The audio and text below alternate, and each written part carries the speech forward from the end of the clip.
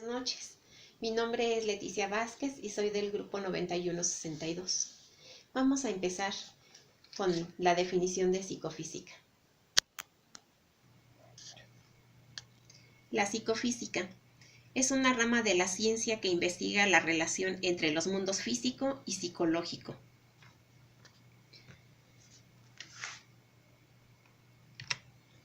A mediados del siglo XIX, la revolución industrial transformó toda la cultura desde la ciencia, lo social, lo económico, tecnológico, lo político.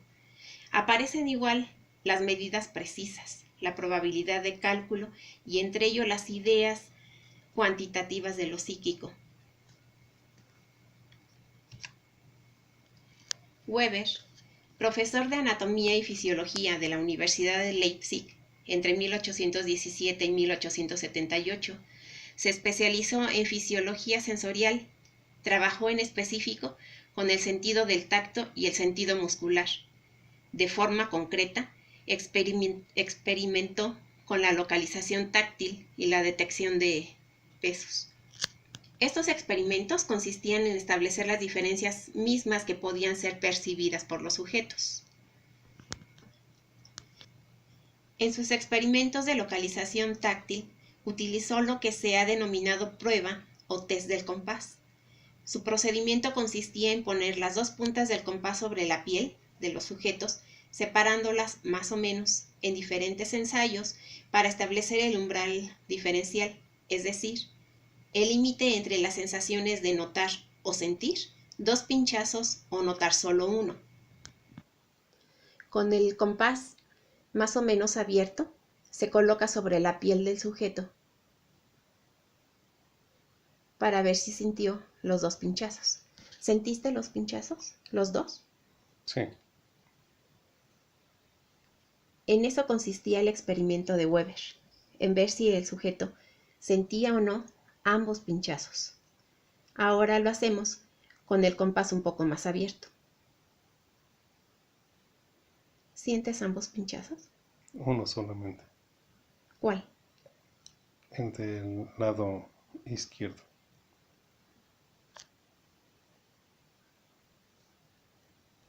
¿El de este lado? Sí. Ok. Gracias. En 1834, Weber publicó un tratado de latín llamado De Tactu, en el que describe sus experimentos sobre el tacto. Primero, midió la cantidad mínima de estimulación táctil necesaria para una sensación del tacto. Los estímulos débiles no se sentían y los intensos casi siempre se percibían. Entre estas dos intensidades existe un umbral en el que los estímulos táctiles se perciben primero, al que se le llama el umbral absoluto. Investigó también la habilidad de la gente para discriminar entre dos pesos cuando estos descansaban en la mano, es decir, solo tacto, o eran levantados, en el que ocupaban tacto y esfuerzo muscular. Se reportaron diferencias más pequeñas en el último caso. Con esto, Weber concluye que las sensaciones provienen de los músculos. En los resultados de Weber se mostraba que no siempre había una diferencia psicológica en los cambios físicos. Esta connotación era de Daniel Bernoulli. Weber aplicó el concepto de relatividad de los juicios perceptuales de peso de Bernoulli, en donde la diferencia física requerida para la misma diferencia psicológica variaba con diferentes pesos. Weber realizó experimentos con líneas de diferentes longitudes, luces de diferentes intensidades, estímulos térmicos, tonos, olores y sabores. En todos ellos encontró una razón constante. Encontró que en todos los casos no había una correspondencia lineal en el mundo físico y la experiencia psicológica sobre él. Ahora vamos a hacer una demostración de discriminación de pesos.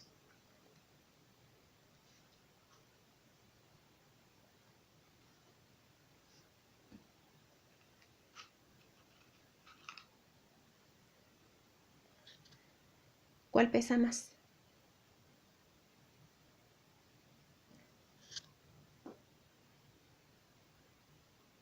¿Esta te pesa más? Sí. Ok. Gracias. En esta tenemos 30 cerillos y en esta 25.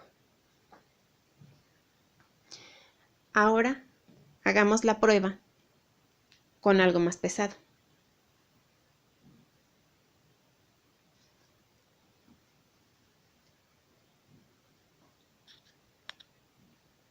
¿Cuál te pesa más? Este.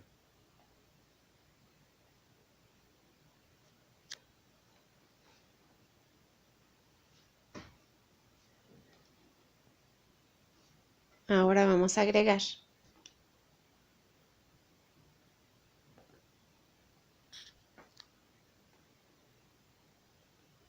otra cosa a esa a la que te pesó menos. ¿Cuál te pesa más?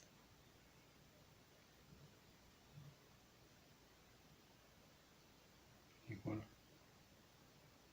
¿Te pesan igual? Ujú. Muy bien. Gracias. En esta mano, que le pesó igual que la otra, son 600 gramos los que tiene de peso.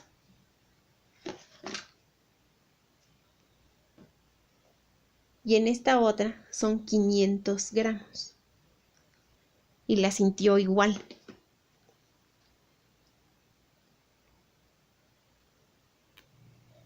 En esta última prueba se demostró, como lo decía Weber, que no siempre hay una diferencia psicológica en los cambios físicos. El ejemplo con pesas es simple de entender, pero lo importante es que la ley de Weber-Fechner no solo se aplica a nuestra capacidad de percibir el peso de los objetos, se aplica a toda nuestra percepción. Es la razón, por ejemplo, por la que distinguimos inmediatamente la luz de una vela en una habitación oscura, pero la pasamos por alto si la habitación está bien iluminada. Con una habitación oscura y una vela, además de la luz de la computadora, así es como se nota. Es así como concluye. Muchas gracias.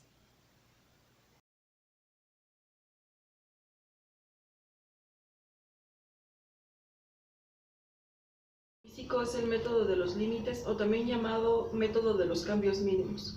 Este busca determinar el umbral absoluto por medio de estímulos siempre perceptibles a través de series ascendentes o series descendentes. ¿Qué quiere decir esto? Las series ascendentes son los estímulos que van aumentando poco a poco, y en el caso de las series descendentes, los estímulos van disminuyendo poco a poco también. En el caso de este método, el experimentador es quien tiene el control total y absoluto de la intensidad del estímulo, limitando así al sujeto a simplemente emitir su juicio a través de las palabras sí o no. Para ejemplificar este método, Lili nos va a ayudar a establecer el límite de la percepción de su olfato.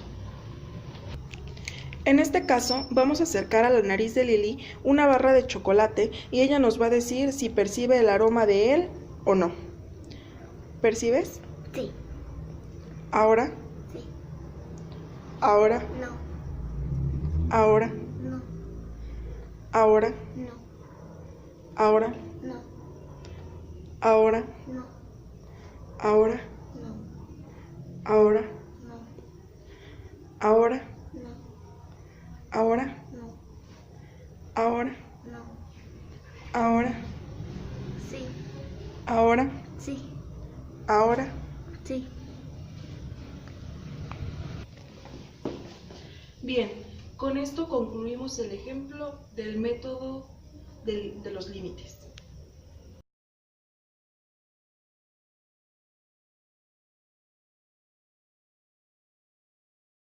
Buenas tardes, mi nombre es Andrea Páez y en esta parte del video hablaremos acerca del método de estímulos constantes. Antes de comenzar es necesario que recordemos que para los psicólogos uno de los mayores retos fue la medición de la percepción humana. Es por eso que los psicofísicos han ido desarrollando métodos que permiten determinar la reacción psicológica de una persona ante los estímulos y determinar las unidades de medición para dichas percepciones que ocasionan dichos estímulos. El nombre de estímulos constantes es conveniente utilizarlo, ya que, como lo dice su nombre, los investigadores seleccionan un conjunto constante de estímulos antes de iniciar la prueba y estos se presentan en un número de veces. La presentación de estos estímulos debe de ser de manera al azar, ya que esto permite que el sujeto pueda predecir la dirección ascendente o descendente de dichos estímulos.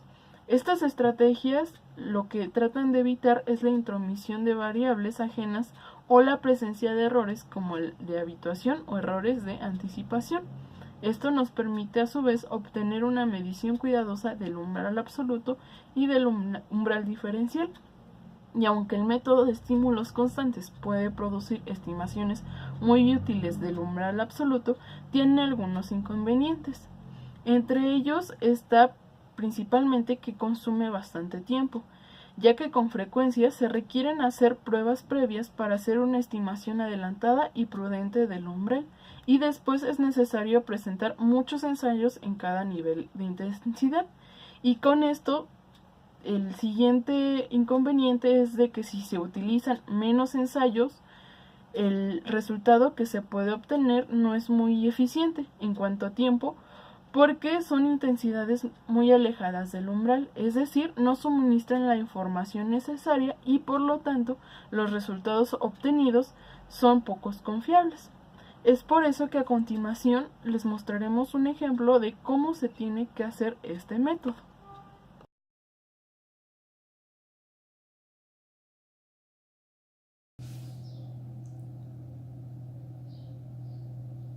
¿Cómo se procede a realizar este experimento? Uno, como experimentador, es el responsable de cuidar las condiciones bajo las cuales se realiza el experimento. Tenemos que reservar un espacio especial para que no haya intromisiones y nuestro experimento no sea nulo, y controlar las variables que puedan afectar nuestros resultados. Hay que explicarle al individuo o al sujeto que va a participar en un experimento de discriminación de pesos que su tarea será juzgar si estos son más pesados que un estímulo estándar.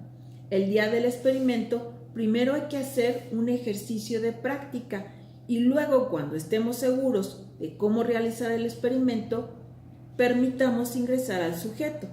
Para realizar el experimento propiamente dicho, el sujeto se sienta frente al experimentador y, utilizando un peso estándar de 100 gramos, pues se va a proceder de la siguiente manera. Le vamos a decir al sujeto que este es un experimento de discriminación de pesos, que su tarea es determinar si uno de esos 7 objetos es más pesado con respecto al otro, que permanecerá constante. Vamos a cubrir los ojos de la persona. Le vamos a pedir a la persona que tome en su mano derecha el estímulo estándar, el cual va a ser de 100 gramos por unos segundos. Seguidamente, presenta en la misma mano derecha uno de los estímulos variables, el cual en nuestro caso elegimos estímulos variables de 85 gramos, 90 gramos, 95 gramos, 100 gramos, 105 gramos y 110 y 115 gramos. Y le vamos a pedir que diga si el estímulo variable es más pesado que el estándar, que en nuestro caso, como ya habíamos dicho, es de 100 gramos. Los estímulos variables deben de presentarse en forma aleatoria en cada ensayo. Pueden introducir los estímulos variables en una bolsa o en un objeto donde nuestro estudio no lo vea para iniciar el ensayo. Vamos a anotar las respuestas del sujeto en una tabla y esto se va a hacer durante 10 ensayos del experimento, que vamos a dejar descansar al sujeto durante 30 segundos entre ensayo y ensayo. Y luego Vamos a repetir el mismo experimento con 200 gramos, igual del paso 1 al 7 que ya les había mencionado, y nuestras variables van a ser de 185 gramos, 190 gramos, 200, 205 y 210 y 215, y veremos cuáles son nuestros resultados. A continuación, vamos a calcular el umbral diferencial de un experimento de discriminación de pesos a través del método de estímulos constantes. Pero antes de empezar nuestro experimento, lo primero que hicimos fue, a través del método de ajuste, encontrar los valores cercanos del estímulo estándar y estos utilizarlos como estímulos variables. Lo que vamos a ocupar nosotros son bolsitas de un rango de 85 a 115 gramos, con 5 gramos de diferencia cada bolsita, donde nuestro peso estándar va a ser de 100 gramos. Y le vamos a decir a la persona que nos colabore que va a estar en un experimento de discriminación de pesos y que nos va a indicar si el peso es mayor, igual o menor al peso estándar, que en nuestro caso es de 100 gramos. Está usted en un experimento de discriminación de pesos. Su tarea va a ser determinar si uno de estos 7 objetos es más, menor o igual de pesado, en comparación al primero que le voy a poner en su mano derecha. ¿Puede poner por favor su mano derecha?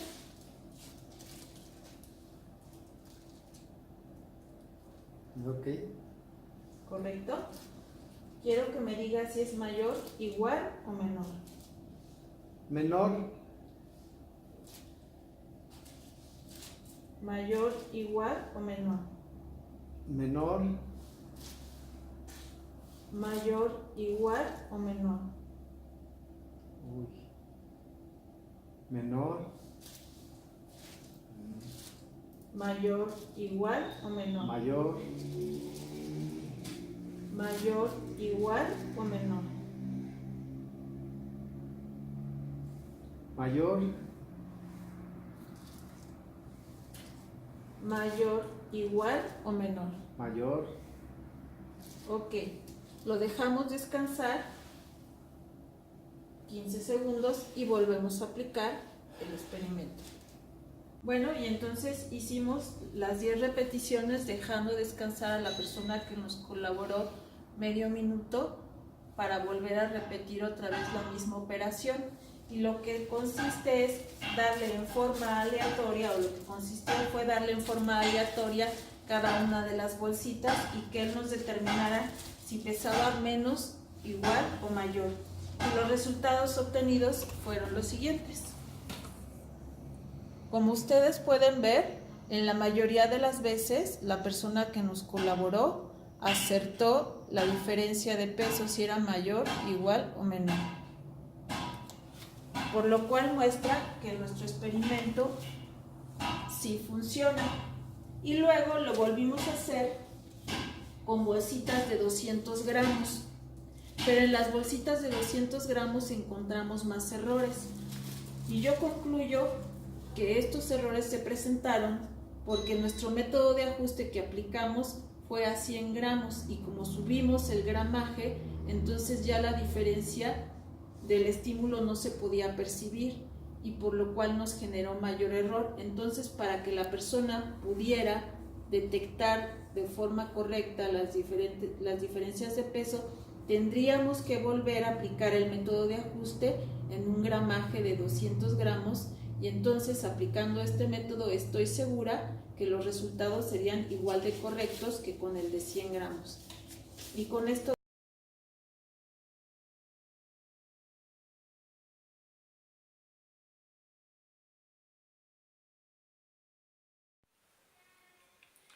Buenas noches, mi nombre es Julio Cifuentes, soy estudiante de la licenciatura en Psicología de SUAYED UNAM. Les voy a presentar el método psicofísico, el método del ajuste. Como dice la literatura, el sujeto era el encargado de, ante un estímulo estable utilizado como patrón, ajustar los otros estímulos de manera que coincidieran en magnitud con este, Por lo tanto, el sujeto realizaba una estimulación de la magnitud del estímulo guía. Vamos a hacer una demostración de este ejemplo. Como comentario, estamos con el ajuste 1. La técnica más común consiste en partir de una gruesa diferencia entre el estímulo constante y el estímulo variable establecida por el experimentador, y pedirle al observador que ajuste la variable hasta que los dos estímulos se igualen perceptiblemente. Permítanme, por favor, vamos a poner como ejemplo esto. Por favor, ¿me puedes decir si tiene aroma? No. Ok. Lo ponemos aquí. ¿Puedes decir si tiene aroma, por favor? No. Ok. Por favor, ¿me puedes decir si tiene aroma? Muy leve. ¿Muy leve? Sí. Ok. Por favor, Sí, ya un poco más. ¿Un poco más? Sí. Perfecto. Ahora por favor. Sí. Empieza ya Hablar. Sí. a tener más Fragancia. más fragancia. Por favor. Sí, tiene. Ya es más. Nuevamente, por favor. Ya es más fuerte. Ok. Ahora. Sí, ya es más. ¿Puedes distinguir el aroma? ¿A qué pertenece ese aroma? Es fresco. Pero un poco Y este más. sería el último. Este ya es el que ¿Ya? noto más el. Ok. Como pueden ustedes ver, aquí se demostró la diferencia apenas perceptible, que es lo que estamos demostrando con este experimento. Muchas gracias.